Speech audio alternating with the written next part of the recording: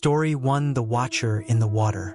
The lake house was supposed to be a sanctuary, a place where the Parker family could escape the noise of the city, the endless grind of work and school, and just be.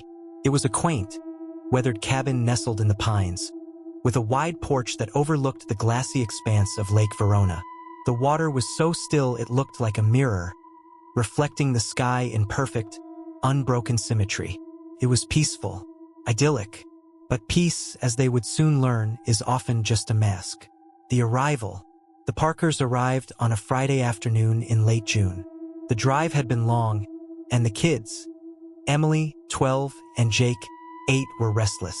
Tom Parker, a broad-shouldered man with a perpetual 5 o'clock shadow, unloaded the car while his wife, Claire, a petite woman with a nervous energy, fussed over the kids. "Look at this place," Tom said, spreading his arms as if he'd built the cabin himself. "Isn't it perfect?" Emily rolled her eyes, already texting her friends about how bored she was going to be. Jake, however, was wide-eyed, clutching his stuffed dinosaur and staring at the lake. "It's so quiet," Claire said, her voice tinged with unease. "That's the point," Tom replied, grinning. The cabin was cozy, if a little musty. The furniture was old but sturdy, and the walls were lined with framed black and white photos of the lake from decades past. Jake immediately claimed the small bedroom at the back of the house, the one with the window that looked out over the water. "I can see the lake from here," he shouted, pressing his face against the glass. Claire smiled, but something about the way the light filtered through the trees made her shiver. The first night started with Jake. Around midnight, Claire woke to the sound of footsteps. She sat up in bed, her heart pounding, and listened. The footsteps were soft, almost hesitant, and they were coming from Jake's room. She found him standing at the window, his face pale in the moonlight. "Jake?" she whispered. "What are you doing up?" He didn't answer at first. He just kept staring out the window, his breath fogging the glass. "There's a man out there," he said finally. Claire's stomach dropped. She knelt beside him and followed his gaze. The lake was still, the surface like black glass. There was no one there. "What man, sweetie?" she asked, trying to keep her voice calm. "In the water," Jake said. "He's standing in the water, looking at us." Claire peered out the window again, her pulse quickening. The lake was empty. "It's just your imagination," she said, ruffling his hair. "Come on, let's get you back to bed." But as she tucked him in, she couldn't shake the feeling that something was watching her from the darkness outside. The footprints. The next morning, Tom found the footprints. He was out on the porch, sipping coffee and enjoying the crisp morning air, when he noticed them. They started at the edge of the lake, just where the water met the shore, and led straight to the house. "Claire, come look at this," he called.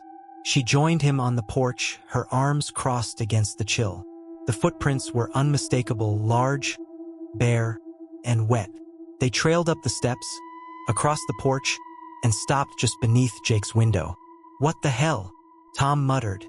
Claire felt a cold knot of fear tighten in her chest. "Jake said he saw a man last night," she said quietly, "standing in the water, looking at the house." Tom frowned. Kids imagine things. It was probably just a deer or something. But Claire wasn't so sure. The Watcher. The sightings became more frequent. Every night, Jake would wake up and go to the window, claiming the man was back. Claire tried to reassure him, but she couldn't ignore the way her skin prickled when she looked out at the lake. One night, she decided to stay up and keep watch. She sat in Jake's room, a book in her lap, and waited. The hours dragged by, and just as she was about to give up, she saw it. A figure standing waist-deep in the water. Her breath caught in her throat. The man, if it was a man, was too far away to make out any details, but she could see the pale outline of his face, turned toward the house. "Tom," she whispered, shaking her husband awake. "There's someone out there." Tom grabbed a flashlight and rushed outside, but by the time he reached the shore, the figure was gone. The investigation. The next day, Tom went into town to ask around. The locals were tight-lipped, but an old man at the general store finally gave him a name. Harold Grayson. Used to live out by the lake, the man said, his voice low. Disappeared about 20 years ago. They never found his body, but they found other things. What kind of things? Tom asked. The old man hesitated. Bones, he said finally. Lots of bones. Tom's blood ran cold. The truth. That night, the Parkers gathered in the living room, the air thick with tension. Tom had done some digging online and found an old news article about Harold Grayson. He was a serial killer, Tom said, his voice shaking. He used the lake as a dumping ground. They found the remains of at least 10 people, but they never found him. Claire felt sick. You think he's still out there? Before Tom could answer, Jake spoke up. He's here, the boy said, his voice eerily calm. They turned to look at him. He was standing at the window, staring out at the lake. Jake, get away from there, Claire said, her voice sharp with fear. But Jake didn't move.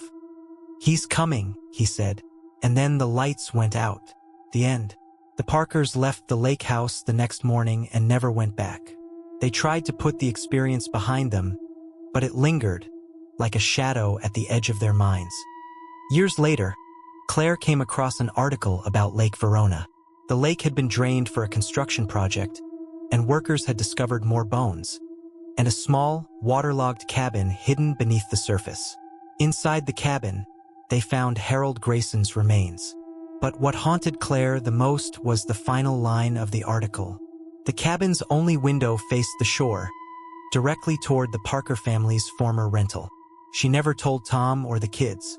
Some things, she decided, are better left buried.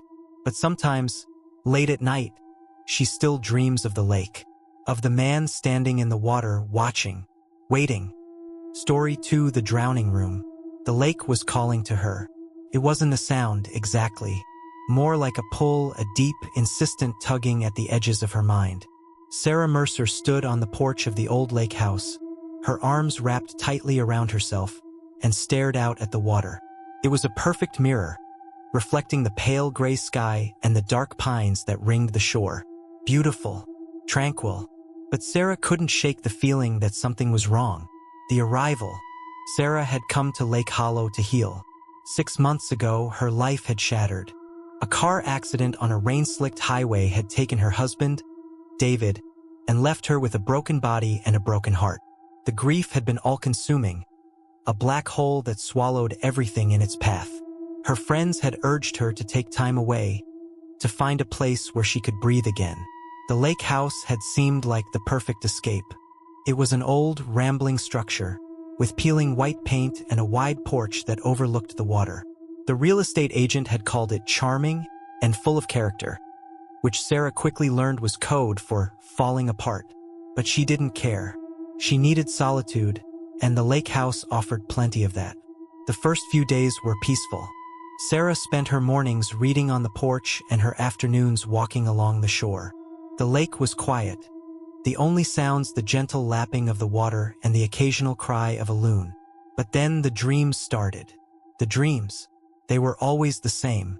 Sarah would find herself standing at the edge of the lake, the water dark and still. She would feel a presence behind her, something cold and heavy, and then she would hear the voice. Come to me. It was soft, almost a whisper, but it carried a weight that made her chest ache. She would turn, but there was never anyone there. Just the lake, stretching out before her like a vast, unbroken mirror. And then she would wake up, her heart pounding and her sheets soaked with sweat. At first, she tried to dismiss the dreams as a product of her grief. But they came every night, without fail, and each time they felt more real. The compulsion. It wasn't long before the dreams began to bleed into her waking hours. Sarah would be sitting on the porch, a book in her lap, when she would feel that same pull, that same insistent tugging at her mind. She would find herself standing at the edge of the lake, her toes inches from the water, with no memory of how she got there. The first time it happened, she chalked it up to distraction. The second time, she started to worry. By the third time, she was terrified. She tried to fight it. She locked the doors at night and stayed away from the water during the day. But the pull was relentless, a constant pressure in the back of her mind that grew stronger with each passing hour.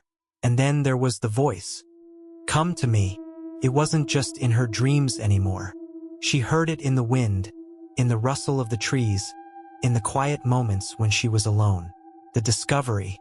One afternoon, while searching for a book to distract herself, Sarah found a box of old photographs in the attic. They were faded and yellowed with age, but she could still make out the images. Most were of the lake and the house, but there were a few of a woman. She was young, with dark hair and a sad smile, and she was always standing by the water. Sarah felt a pang of recognition. She didn't know how she knew, but she was certain the woman in the photos was the same one from her dreams. At the bottom of the box, she found a newspaper clipping. Local woman drowns in tragic accident. The article was brief, but the details were enough to make Sarah's blood run cold. The woman's name was Eleanor Grayson, and she had drowned in Lake Hollow 20 years ago. She had been pregnant at the time. Sarah felt a surge of pity, but it was quickly overshadowed by a growing sense of dread. The confrontation. That night, the dreams were worse than ever. Sarah found herself standing at the edge of the lake, the water lapping at her feet. The voice was louder now, more insistent. Come to me. She tried to resist, but her body wouldn't obey. She stepped into the water, the cold biting at her skin, and felt herself being pulled deeper. And then she saw her. Eleanor Grayson stood in the water, her dark hair floating around her like a halo. Her eyes were empty, her face pale and gaunt, and she held out a hand to Sarah. You understand, she said, her voice echoing in Sarah's mind. You know what it's like to lose someone. Sarah wanted to scream, to run, but she couldn't move. She could only watch as Eleanor reached for her, her fingers brushing against Sarah's cheek. And then she woke up. The end. Sarah left the lake house the next morning. She didn't pack, didn't bother to lock the doors. She just got in her car and drove, her hands shaking on the wheel. She told herself it was just a dream, just her grief playing tricks on her. But deep down, she knew the truth. Eleanor Grayson was still there, in the lake, waiting for someone to take her place. And Sarah had come too close to being that someone. Epilogue. Years later, Sarah read an article about Lake Hollow. The lake had been drained for a construction project, and workers had discovered the remains of a woman and an infant buried in the mud. Sarah felt a pang of sadness, but also relief. Eleanor had finally been found. But sometimes, late at night, Sarah still dreams of the lake, of the dark, still water and the voice that calls to her. Come to me, and she wonders if Eleanor is really gone. Story 3: The Bottomless Canoe. The lake was hungry. It wasn't something you could see, not at first. It was a feeling, a subtle unease that crept into your bones and settled there, like the cold after a long winter. The locals called it the Stillwater. But they rarely spoke of it, and when they did, it was in hushed tones, as if the lake itself might be listening. For the Miller family, the Stillwater was supposed to be a refuge, a place to escape the chaos of the city and reconnect with nature. But nature, as they would soon discover, has a way of turning on you. The arrival.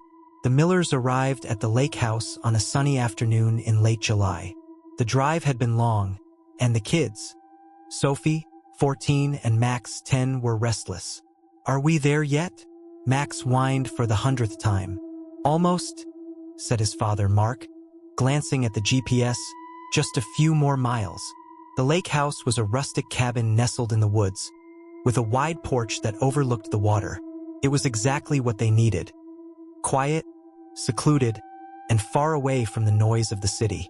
This is perfect, said Mark's wife, Lisa, as they unloaded the car. Just what we needed. But Sophie wasn't so sure. She stood on the porch, staring out at the lake, and felt a shiver run down her spine. It's so still, she said. That's why they call it the Stillwater, Mark replied with a grin. Sophie didn't smile back. The canoe.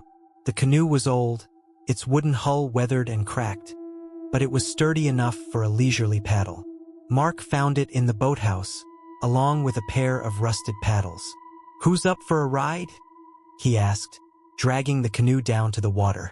Max was the first to volunteer. Me, Me. Sophie hesitated.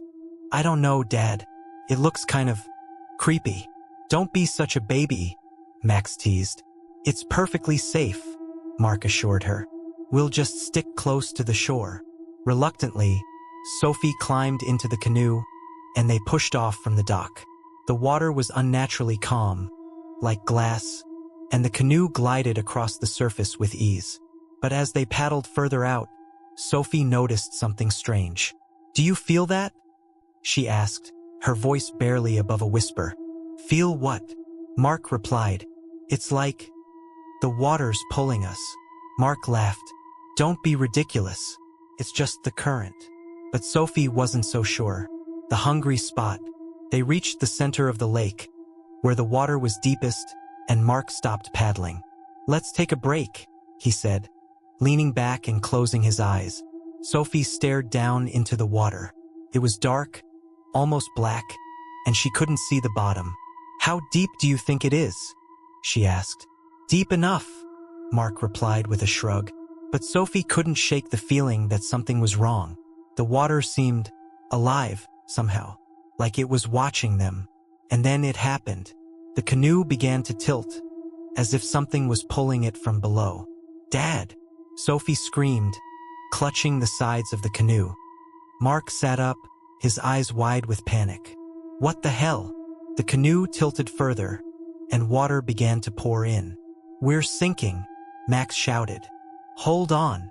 Mark grabbed the paddles and started rowing furiously, but it was no use. The canoe was being dragged down, faster and faster, until it was completely submerged. Sophie felt the cold water close over her head, and she kicked desperately, trying to reach the surface. But something was pulling her down, deeper and deeper, into the darkness. And then, just as suddenly as it had started, it stopped. Sophie broke the surface, gasping for air, and looked around. The canoe was gone. So was Max. Max! She screamed, treading water. Dad, where's Max? Mark was pale, his face a mask of horror. I don't know, he said, his voice trembling. I don't know. The search. They searched for hours, but there was no sign of Max. The lake was eerily calm, as if nothing had happened. The police were called, and divers were brought in, but they found nothing. No canoe, no body, no trace of Max. It's like he just vanished, Lisa said, her voice breaking. Sophie didn't say anything. She couldn't. She just stared out at the lake, her arms wrapped tightly around herself, and felt the cold seep into her bones. The return. The Millers left the lake house the next day, but they couldn't leave the still water behind. Sophie had nightmares every night, dreams of the dark water and the thing that had pulled them down. She would wake up screaming, her sheets soaked with sweat, and her parents would rush to her side, but there was nothing they could do to comfort her. And then, one morning, they found the canoe. It was floating in the middle of the lake, perfectly dry, as if it had never been submerged. How is this possible? Lisa asked, her voice trembling. Mark didn't answer. He just stared at the canoe, his face pale and drawn. Sophie felt a chill run down her spine. It's still hungry, she whispered. The truth. Years later, Sophie returned to the still water. She had tried to move on, to forget about the lake and the thing that lived beneath its surface, but she couldn't. It was always there, in the back of her mind, like a shadow she couldn't shake. She stood on the shore, staring out at the water, and felt the same pull she had felt all those years ago. I know you're there, she said, her voice barely above a whisper. The water was still, but she could feel it watching her. I'm not afraid of you, she said, though her voice trembled. And then she saw it, the canoe, floating in the middle of the lake, just as it had been that day. Sophie felt a surge of anger, of grief, and she waded into the water, her fists clenched at her sides. Give him back, she screamed. Give him back. The water began to churn, and she felt the pull again, stronger this time. But she didn't fight it. She let it take her. Epilogue. The Millers never found Sophie's body. The lake was searched, but there was no trace of her. Just the canoe, floating in the middle of the water, perfectly dry. Lisa and Mark moved away, unable to bear the memories, but the still water stayed with them, a constant reminder of what they had lost. And sometimes, late at night, they would dream of the lake, of the dark, still water and the thing that lived beneath its surface. Waiting, hungry. Story for the reflection that watches back. The lake was a mirror. That's what Emma thought the first time she saw it. The water was so still, so perfectly calm, that it reflected the sky and the trees with an almost surreal clarity. It was beautiful in a way that made her chest ache. But mirrors, as she would soon learn, have a way of showing you things you don't want to see. The arrival. Emma had come to the lake house to escape. Her life in the city had become a blur of noise and chaos, and she needed a break. The lake house, a quaint little cabin nestled in the woods, seemed like the perfect place to recharge. "It's so peaceful here," she said to her dog, Max, as they unloaded the car. Max wagged his tail, but he seemed uneasy, his ears twitching at every sound. "Relax, buddy," Emma said, scratching him behind the ears. "It's just us." But as the days passed, Emma began to feel a growing sense of unease. The reflection. It started with the lake. Emma would sit on the porch, a cup of coffee in her hands, and stare out at the water. It was so still, so perfectly calm, that it felt almost unnatural. And then she noticed something strange. Her reflection in the water didn't always match her movements. At first, she thought it was a trick of the light. She would wave her hand, and her reflection would wave back, but a second too late, or with a slight delay. "Weird," she muttered, shaking her head. But as the days passed, the discrepancies became more pronounced. One afternoon, she was sitting on the dock, her feet dangling in the water, when she saw it. Her reflection smiled at her. Emma froze. She hadn't smiled. "What the hell?" she whispered, leaning closer to the water. Her reflection leaned closer too, but its smile widened, revealing teeth that were just a little too sharp. Emma scrambled back, her heart pounding, and the reflection laughed. A sound that echoed in her mind long after she had run back to the house. The dreams. That night, Emma had the first dream. She was standing at the edge of the lake, staring into the water. Her reflection stared back, but it wasn't her.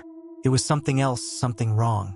Its eyes were black, its smile too wide, and it reached out to her, its fingers breaking the surface of the water. "Come to me," it whispered, its voice echoing in her mind. Emma woke up screaming, her sheets soaked with sweat. Max was at her side, whining and licking her face, but she couldn't shake the feeling that something was watching her. The compulsion. The dreams became more frequent, and Emma found herself drawn to the lake, even though she was terrified of it. She would sit on the dock for hours, staring into the water, and her reflection would stare back. Sometimes it would mimic her movements, but other times it would do things on its own, smile, laugh, even speak. "You're mine," it whispered one afternoon, its voice sending a chill down her spine.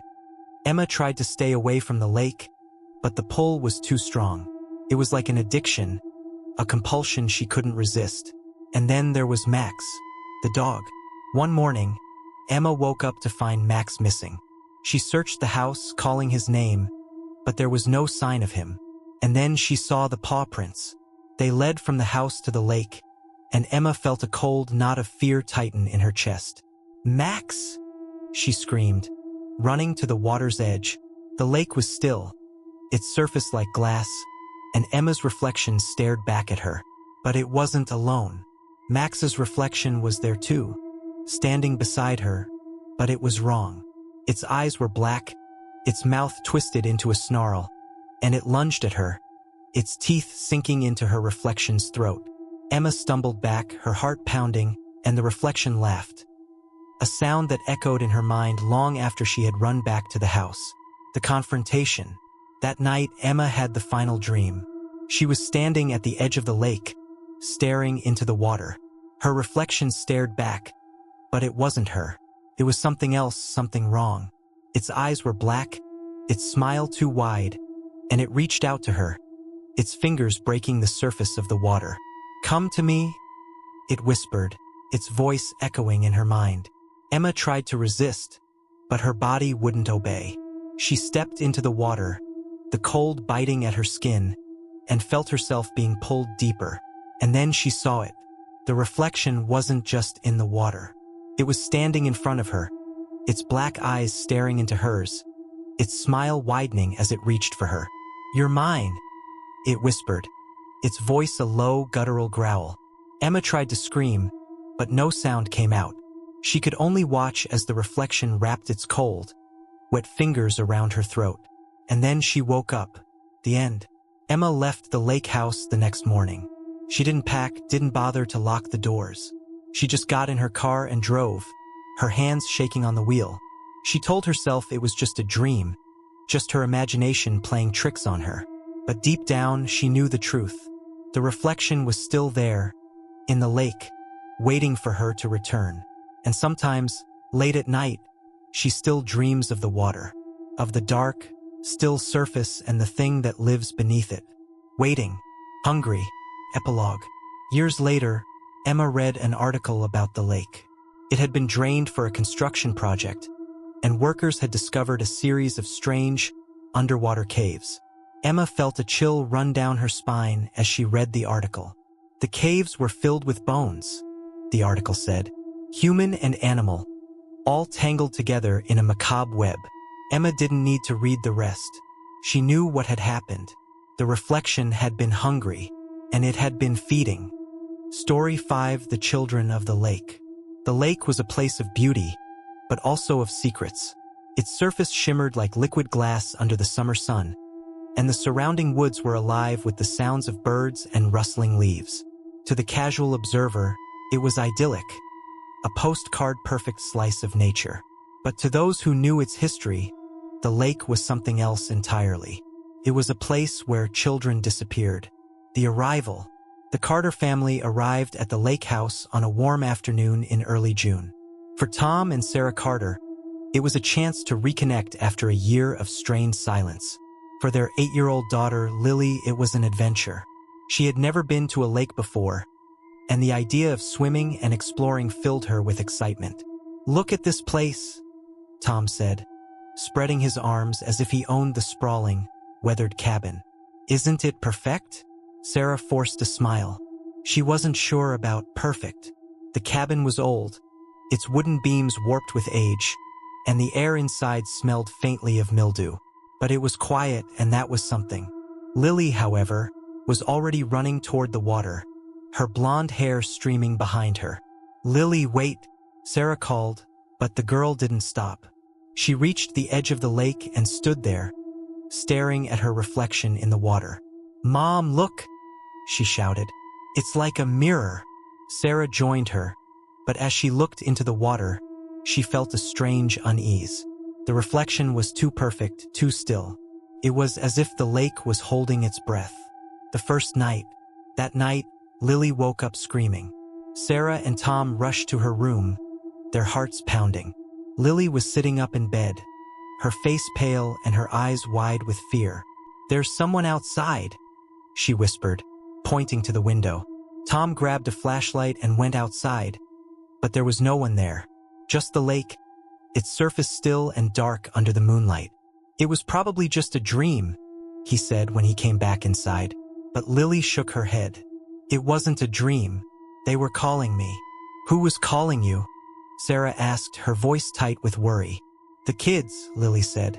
"They said they wanted to play. The sleepwalking." The next night, it happened again. Sarah woke up to the sound of footsteps. She sat up in bed, her heart racing, and saw Lily walking down the hallway toward the front door. "Lily," Sarah called, but the girl didn't respond. She followed her daughter outside, her bare feet cold against the damp grass. Lily was walking toward the lake, her steps slow and deliberate. "Lily, stop," Sarah shouted, running after her. But Lily didn't stop. She walked right up to the edge of the water and stood there, staring out at the lake. "They're waiting for me," she said, her voice distant, almost dreamlike. Sarah grabbed her daughter and pulled her back, her heart pounding. "What's wrong with her?" Tom asked when they got back inside. Sarah didn't answer. She just held Lily close, her mind racing. The friends. The next day, Lily seemed fine. She played in the yard, chasing butterflies and picking wildflowers, and didn't mention the kids from the night before. But that evening, as they sat on the porch watching the sunset, Lily said something that made Sarah's blood run cold. "They're my friends now," she said, smiling. "Who are?" Sarah asked, trying to keep her voice calm. "The kids in the lake," Lily replied. "They said I can play with them forever." Sarah exchanged a worried glance with Tom. "Lily, there's no one in the lake," Tom said firmly. But Lily just smiled. "You can't see them, but I can." The discovery. The next morning, Sarah decided to do some research. She went into town and visited the local library, where she found an old newspaper article about the lake. Tragic accident claims lives of 6 children. The article was from 1957. A group of children had been playing on the lake when their boat capsized. None of them had survived. Sarah felt a chill run down her spine as she read the article. "They say the lake's haunted," the librarian said, her voice low. "Every few years someone drowns. Always children." Sarah didn't want to believe it, but the pieces were starting to fit together. The confrontation. That night, Sarah stayed up to watch Lily. She sat in a chair by the door, her eyes heavy with exhaustion, but she refused to sleep. Around midnight, she heard the footsteps again. Lily was walking down the hallway, her eyes closed, her face pale in the moonlight. "Lily," Sarah whispered. But the girl didn't respond. She followed her daughter outside, her heart pounding. Lily walked to the edge of the lake and stood there, staring out at the water. "They're here," Lily said, her voice distant. Sarah grabbed her daughter and pulled her back, but Lily struggled, her small hands clawing at Sarah's arms. "Let me go," she screamed. "They're waiting for me." Sarah held on tight, her tears mixing with the cold night air. The end. The Carters left the lake house the next morning. They didn't pack, didn't bother to lock the doors. They just got in the car and drove, their hearts heavy with fear and grief. Lily didn't speak for the entire ride home. She just stared out the window, her face pale and her eyes distant. Sarah tried to tell herself it was over, that they had escaped whatever was in the lake. But sometimes, late at night, she still hears the footsteps, and she wonders if they ever really left. Epilogue. Years later, Sarah read an article about the lake. It had been drained for a construction project, and workers had discovered the remains of 6 children, their bones tangled together in the mud. Sarah felt a pang of sadness, but also relief. The children had finally been found. But sometimes, late at night, she still dreams of the lake, of the dark, still water and the voices that called to her daughter. "Come play with us." And she wonders if they're still waiting.